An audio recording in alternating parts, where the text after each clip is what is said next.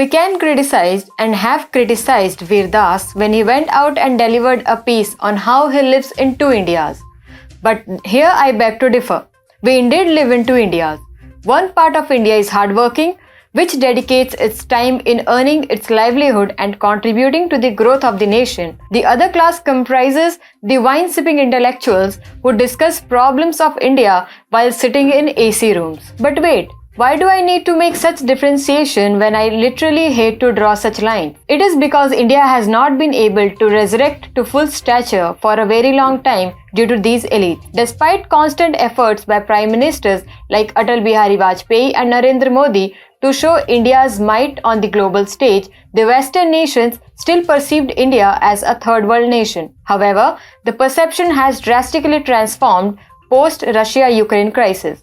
This was visible in West's attempt to draw India on its side and trusting PM Modi with the only man who could stop the crisis. Hi and welcome to TFIPost. I am your host Sabita Mishra. If you are watching us on YouTube, please subscribe and press the bell icon to get all the latest updates. If you are watching us on Facebook, do like, share and subscribe to the page. Let's begin with the video report. On Saturday, India Today had a guest who rebuked their star anchor Rajdeep Sardesai. Australian sociologist Dr. Salvatore Babones, who is an associate professor at the University of Sydney, attended the India Today conclave held at Mumbai as a guest. There he opined regarding India's image and how it has been affected internationally, while Sardesai seemed upset at having lost all control over the narrative of the conversation. Rajdeep could do nothing and just sit and watch while the professor cornered the left liberal cabal.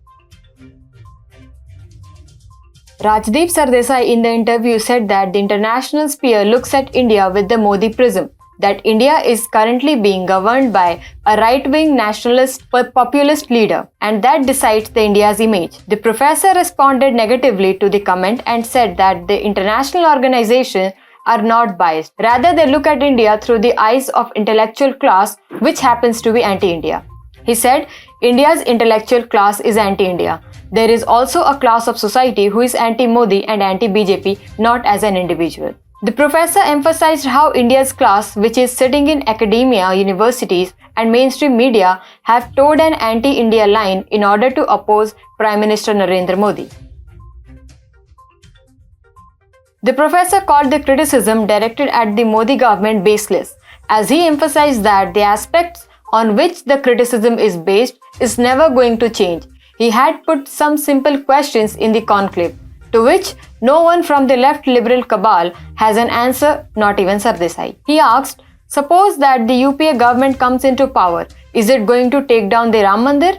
Is it going to get rid of the UAPA? So the basis on which these criticisms are made, the basis will probably remain in place. If they do, the same criticism will apply to them. While the Australian professor was knocking out Rajdeep Sardesai, Rajdeep tried to defend his brigade, saying that questioning the government is an act of patriotism. Rajdeep asked, patriotism as separate from nationalism is questioning your government. So the intellectuals you are demonizing are the intellectuals we should be celebrating because unlike others, they are at least raising a few red flags.